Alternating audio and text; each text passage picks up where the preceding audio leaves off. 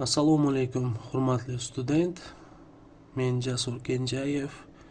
Demak, bugundan boshlab Python dasturlash tilida mukammal Telegram bot tuzish kursini boshlaymiz.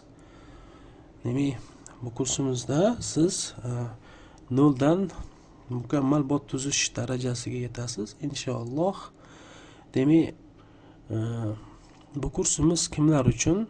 Bu kursimiz Python dasturlash tili asoslarini biladigan hamma uchun. Ya'ni bu kursimizda Python dasturlash tili asoslarini bilmay turib, bu kursimizda o'qiy olmaysiz, tushunmaysiz to'g'rirog'i. Agar dasturlash asoslarini bilmaydigan bo'lsangiz, kanalimizda, playlistimizda dasturlash asoslari degan kursimiz mavjud. O'sha kursimizga kirib, Python asoslarini o'rganib, keyin bu kursimizni davom ettirishingiz mumkin. Demak, Telegram bot nima? Telegram bot bu foydalanuvchi bilan muloqot qiladigan avtomatlashtirilgan dastur hisoblanadi.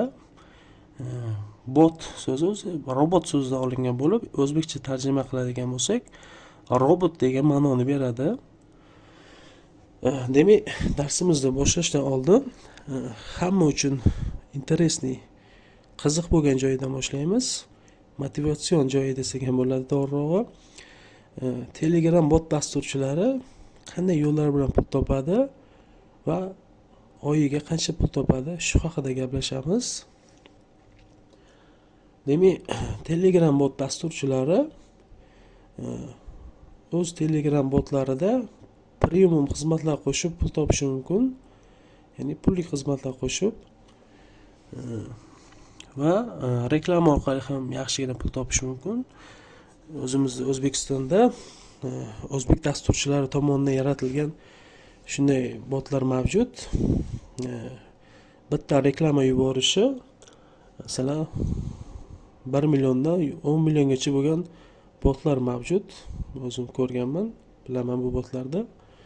Ya'ni o'zbek dasturchilari tomonidan yaratilgan botlar hisoblanadi bular.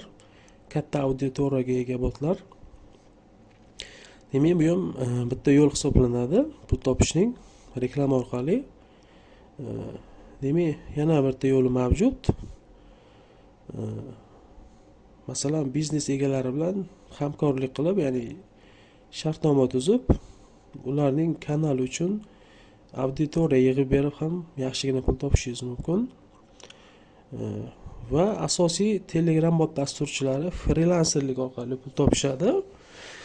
Frilanser kim desangiz, frilanserlar bu buyurtma qabul qilib, o'sha mijozlarga so'ragan botlarni tayyorlab beradigan insonlar hisoblanadi, dasturchilar hisoblanadi.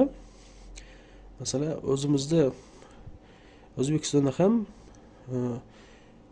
ko'p biznes egalari, deyarli hamma biznes egalari o'z bizneslarini avtomatlashtirishga urinmoqda.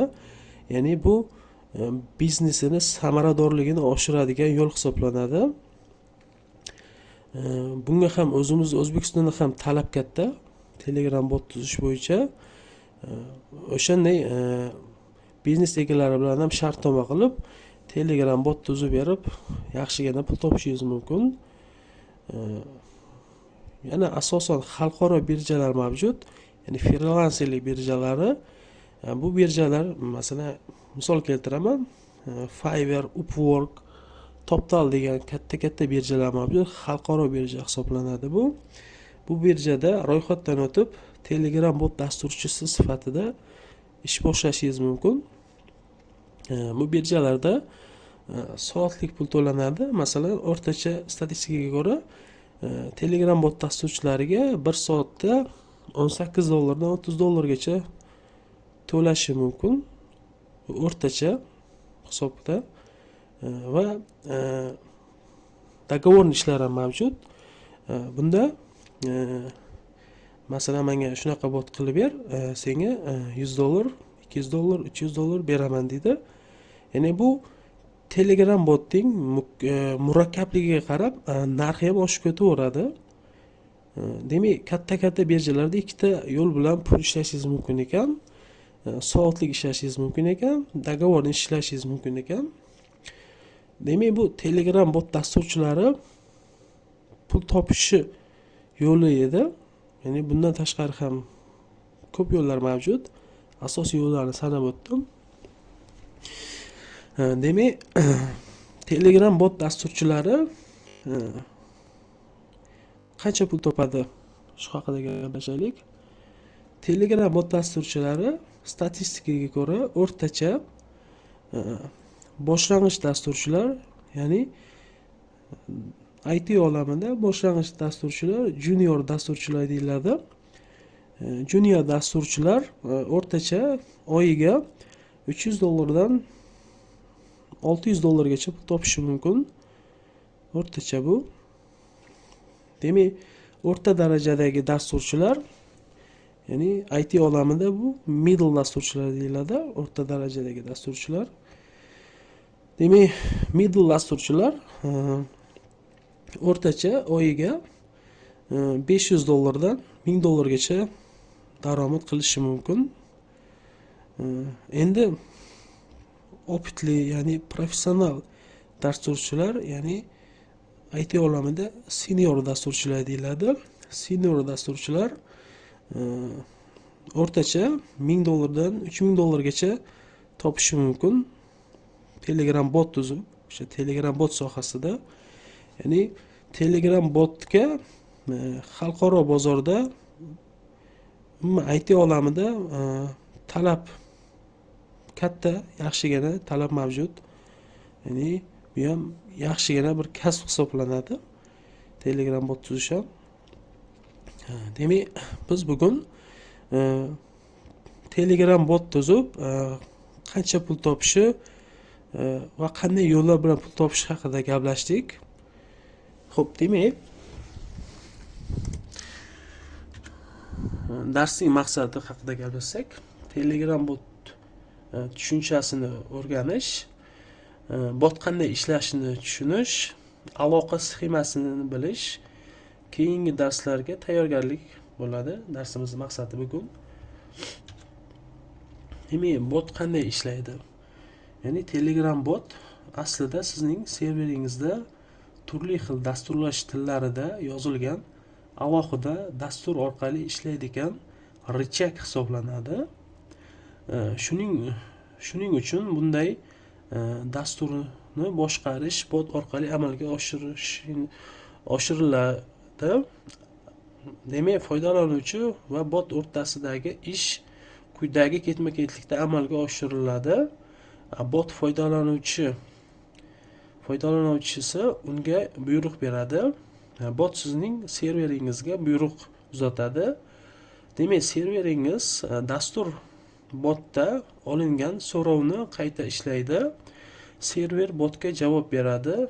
Bot foydalanuvchi dasturining ekrandagi javobini ko'rsatadi. Har safar tugmalar Telegram botdagi, ya'ni tugmalar bosganingizda va Telegram bot bilan o'zaro aloqada bo'lganingizda bu sikl takrorlanaveradi. Ya'ni bu sikl degan aylanaveradi bu holat. Demak, savol-javob qismi ham mavjud slaydimizda. Bot inson yo'q, bot dastur hisoblanadi. Ya'ni darsimiz boshida aytib o'tdik, bot so'zi robot degan ma'noni beradi, ya'ni robot hisoblanadi. Qayerda ishlaydi? Telegram botlar asosan serverlarda yoki lokal serverda ishlaydi. Server degani, ya'ni maxsus server, ya'ni 24 soat Telegram botingizni, kodingizni ishlatib turadigan server hisoblanadi. Ya'ni server so'zi o'zi kompyuter deyiladi, ya'ni maxsus kompyuter, 24 soat ishlaydigan kompyuter hisoblanadi bular. Yoki lokal server, ya'ni lokal server degani o'zingizning kompyuteringizdagi server lokal server deyiladi. Demak, bu lokal serverda faqat o'zingizning kompyuteringizda ishlaydi botingiz. Ya'ni hamma joyga ishlash uchun siz server sotib olib, o'sha serverga o'rnatishingiz kerak bo'ladi botni. Demak, xabar qayerdan keladi? Telegram API orqali xabar keladi. Ya'ni biz kodimizni va Telegram botni bir-biriga bog'lash uchun API dan foydalanamiz. Bu haqida darslarimizda to'liq gaplashamiz. Javob qanday? Koddagi handlerlar orqali javob beriladi, ya'ni foydalanuvchi yuborgan so'rovga bizni kodimizdagi yozib qo'ygan handlerlarimiz javob beradi. Demak, darsimiz bugun qisqacha bo'ladi. Xulosamiz, bugun biz Telegram bot nima ekanligini bildik. Dastur bot dasturchilari qanday pul topishi va qancha topishini o'rgandik va ishlash sxemasini tushundik.